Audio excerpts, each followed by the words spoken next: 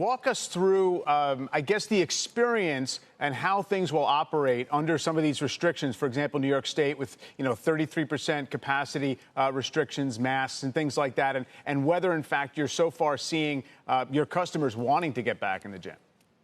We are very much seeing them want to get back in. Of course, it depends on people's own physical situations. We don't advise people who have multiple comorbidities to come back in right now.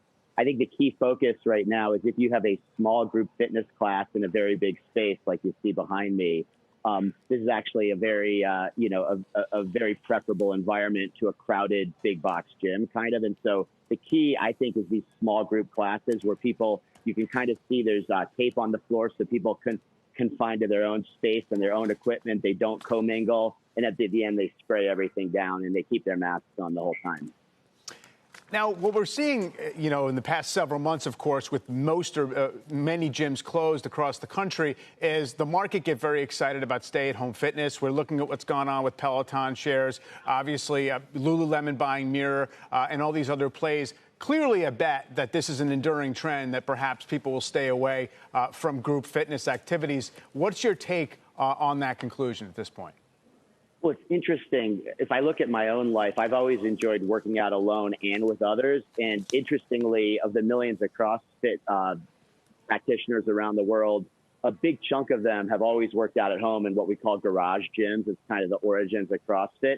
What you miss there is two things. I think one is this incredible coaching that can kind of pep you up and also teach you safe form and give you variety and so on, so you can improve your health more rapidly. And the other one is this sense of community.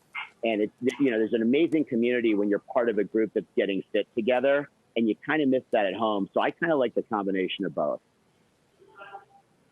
I'm wondering, Eric, Julia Borston here, I used to go and take a lot of group classes, and they were always really crowded. I would take it lots of different studios, lots of different types of things, but now you're limited to 33% capacity. The classes I used to take would be at 90 or 100% capacity.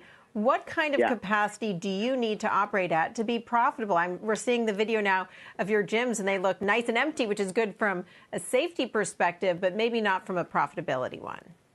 Yeah, we had I actually just did this class. We had about 11 or 12 folks in this class today. And on pre-COVID, we might be up to 15 to 20. Whereas to your point, we might have a capacity of 50 in here. I would tell you in CrossFit, the vast majority of classes are under 20 people.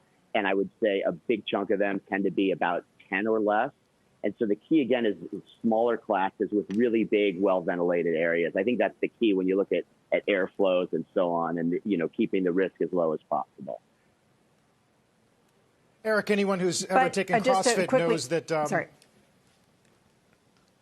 knows that oxygen is a must. You got to breathe. I mean, you're going to be huffing and puffing.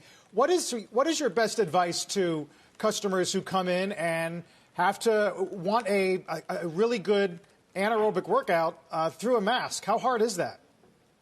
It definitely makes things harder. It takes some getting used to. And what we try to do is we will have folks run outside of the gym, and then they can decide for themselves outside whether they want to wear a mask or not.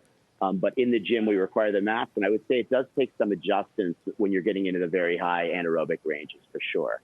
But, we always like a challenge in CrossFit. So it's just a new challenge. And I think when we finally get through COVID, everything will seem really easy at that point, right? Training this way. Right. Well, reading between the lines from some of what you're saying, Eric, it seems like you would think that CrossFit might be a net gainer market share-wise versus other types of gyms or group fitness activities. And is there any evidence you have for that so far? I wouldn't say there's any evidence so far. I would say, for us, what we really focus on is kind of transformation and changing people's lives. And we know that over 50% of people who do CrossFit regularly say it's changed their lives. And that's higher, as you know, I'm new to this role. It's higher than any other product or service I've ever seen in my life. And it was one of the big appeals for me, is this kind of transformation. So rather than thinking in poundage and numbers of people, we really think of the impact on everyone in here. And that's why, if we can only train with 3 or 4 people, we're going to try to have maximum impact. If we can get 20 in here, again, we're going to try to have maximum impact.